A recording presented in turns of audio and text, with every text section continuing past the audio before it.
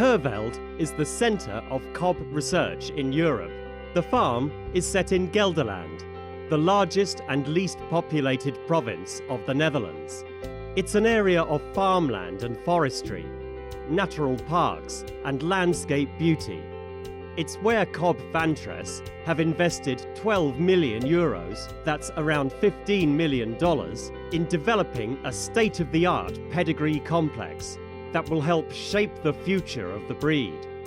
The Herveld farm came to Cobb when they purchased Hybro Breeding Company from Hendrix Genetics in 2008. Cobb saw this as an opportunity to expand and remodel the farm along the lines of their other global research complexes. The investment, which brings 70 additional jobs to Herveld, is in 3 phases. First, renovating the on-farm hatchery, increasing its capacity. Then, constructing 13 new poultry houses to double the capacity. With the final stage, renovating the existing accommodation.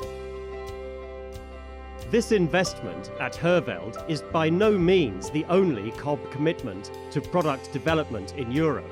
New commercial trials facilities for both parent stock and broilers have been brought into use, also in the Netherlands. And alongside this is ongoing investment in the great-grandparent production farms and grandparent hatchery in the United Kingdom.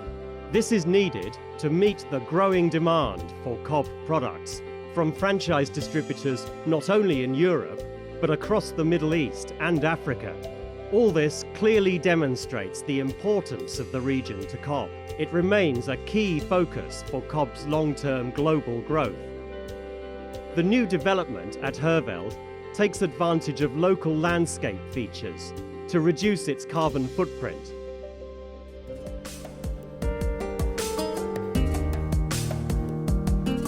On this farm we live and breathe biosecurity. It's the most crucial part of healthy stock is to have proper biosecurity.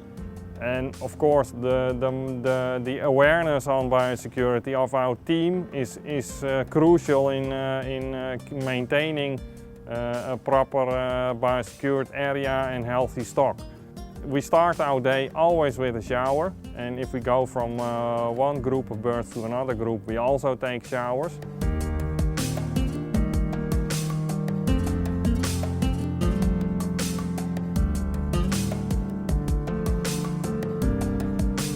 It's very important that the whole farm is fully secure, with fencing and zoning to make it clear which are the biosecure areas. Also, pathogens can be airborne and can come into our chicken houses. To prevent that, we filter incoming air, and what we also do is to keep the house under positive pressure, preventing possible pathogens coming in the house without passing the filters. Since the establishment of this farm, we can say that this was a disease-free location.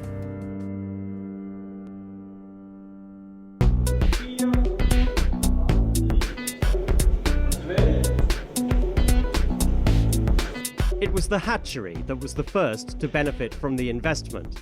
Eggs from each pedigree hen are individually marked and stored together before they are set. The single-stage, single-trolley design provides the greatest health benefits.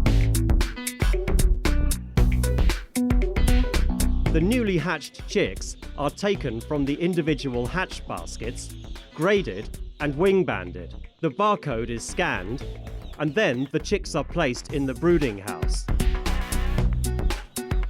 The selection age at this farm is around 5 weeks of age, where the selection mainly is focused is on phenotypes. So next to body weight, we also focus on conformation and many different defects. Among those defects, more than 10 of the defects are focused on leg traits, in order to make sure that we further improve leg quality. Part of the birds will go to feed conversion tests, so to continue their career at the pedigree farm. Another part will go to dissection in order to get breast meat and carcass yield results back for the selection candidates which remain at the farm, but also traits like TD and femur height necrosis are collected during that phase. After selection, the selection candidates continue to feed conversion test, and before we start this test we lexiscope all the birds to check the selection candidates on TD, and after that we check them on the ultrasound measurement, and ultrasound measurement gives a measurement for the breast meat quantity. It's more about the in-depth breast meat quantity, while during selection we more look to the width of the conformation. These two components together will give us a very accurate value for their breast meat while the bird still is alive.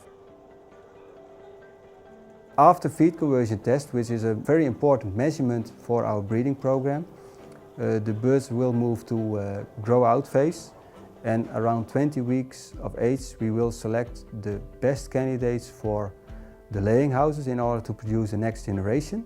During that selection we mainly focus on breeding values and less on phenotypes like we did at 5 weeks of selection. So all the family information is considered, and birds where the incidence of defects is relatively high in families will not continue the selection process. Genomics is becoming more and more important. Currently we are taking blood samples of the parents of the birds of the next generation. Over time it will be used more and more. For broilers specifically, genomics means a higher accuracy of breeding values, especially for those traits which have not been measured at the moment of 20-week selection, like for example reproduction traits, but also in case we would apply disease challenges off-farm on SIPs or even on crossbreds. That data will be used via DNA information for the pure line selection. If you look to all the populations in total, then definitely we are measuring more than 50 traits altogether.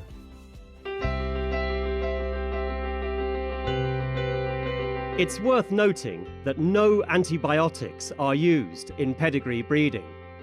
The program benefits from collaboration with universities and institutes in 30 research projects worldwide, including Wageningen in the Netherlands and Roslin in Scotland. Each year, there is continuous improvement to benefit the parent flocks, the broiler growers, and increasingly the processing plant, where the high uniformity and extra meat yield of the Cobb bird is being increasingly valued. Broiler growers are looking for reliable performance, a bird that is feed efficient, robust, and healthy, one that's easy to manage and doesn't cause problems with litter, for instance.